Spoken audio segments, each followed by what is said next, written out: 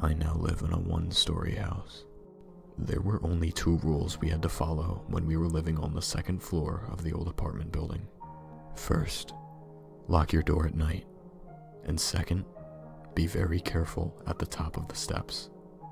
These were natural rules, since despite the front door being locked, you had to be really sure of 2 full floors of neighbors to leave the door unlocked, especially during the night.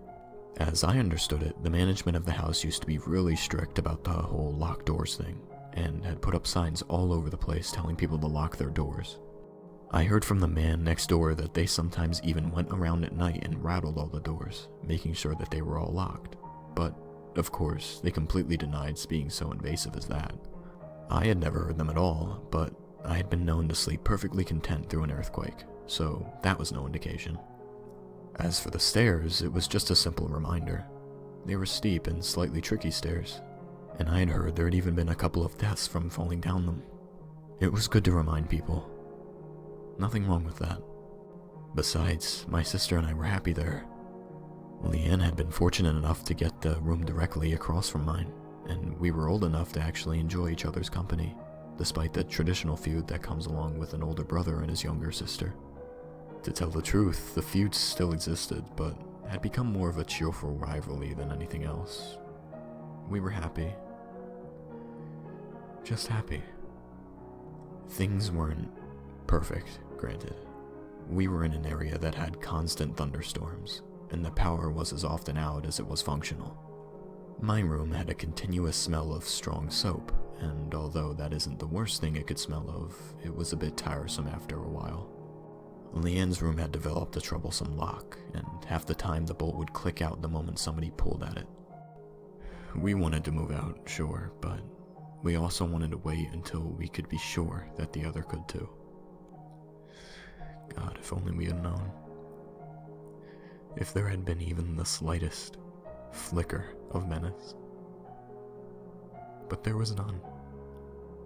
There were no cold spots, no abnormal shivers when passing over a certain area, no strange noises but for the occasional rattling of the knobs in the night. Nothing.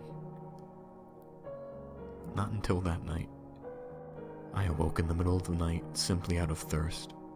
I first tried my sink, obviously, but the power was out, so the pump wasn't running. Annoying, but the landlords kept the tank full at the top of the stairs, exactly for this purpose. Really, I should have thought to fill up my own jug whenever there was a storm warning, but however many times I had thought of it, I had never really quite managed to go through with it. I went out to the landing, flashlight in hand. Halfway to the tank at the top of the stairs, I tried to click it on and found that it was dead, but that mattered little.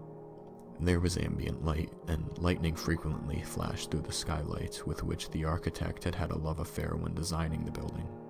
I got to the tank and began filling my bottle, when, out of the corner of my eye, I glimpsed movement halfway down the staircase. As I looked, there was nothing, though it was that kind of nothing that happens when you're staring at the object you're looking for. That sense of it being right in front of you, if only you could see it. Then, by the flash of the lightning, I saw what was really there. It was crawling. It had to, as it had no legs that I could see.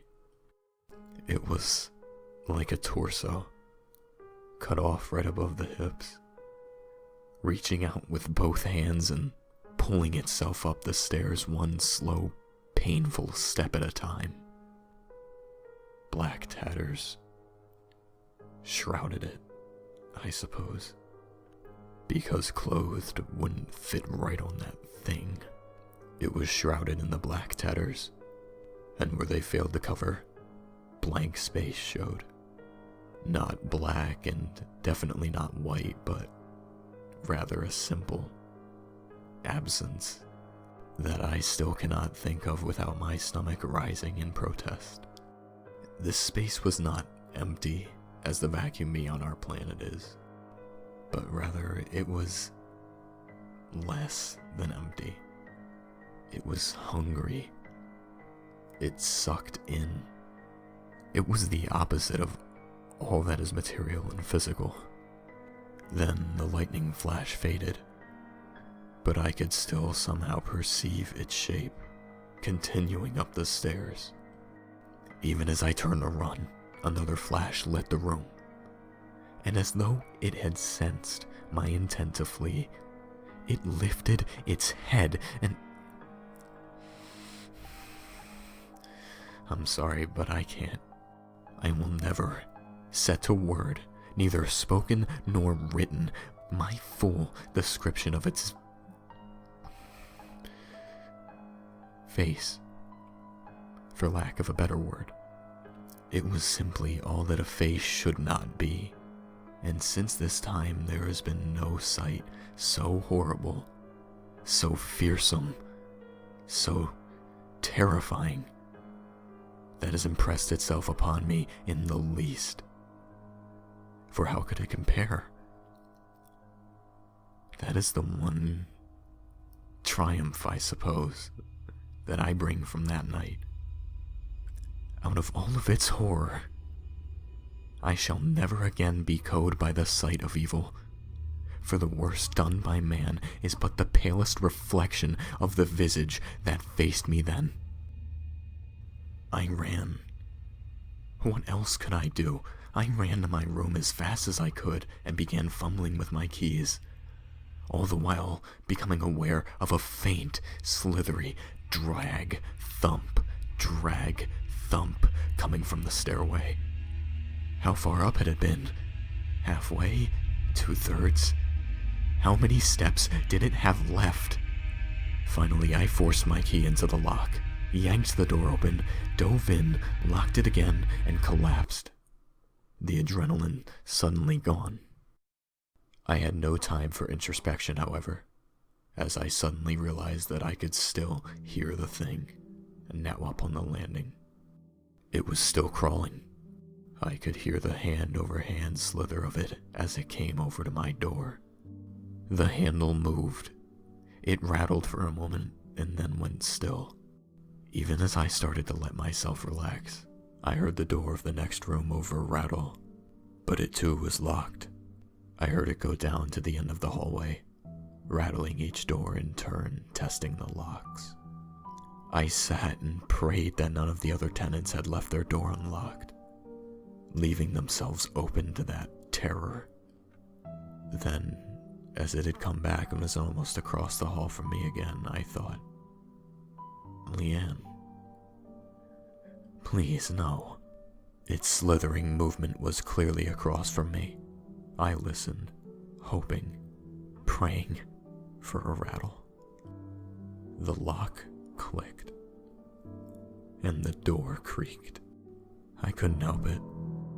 I grabbed the useless flashlight as a club and threw open the door. At the same time, there was a clatter and the all-too-familiar scream from the direction of the staircase. I ran towards it, other tenants opening their doors and peering out, working flashlights lighting up the hallway. There was yet some glimmer of hope in me, some faint wish that if I got there fast enough, she would be all right. But no. There, at the bottom, crumpled like a broken toy, the marks of hands fast fading from her ankles, was Leanne.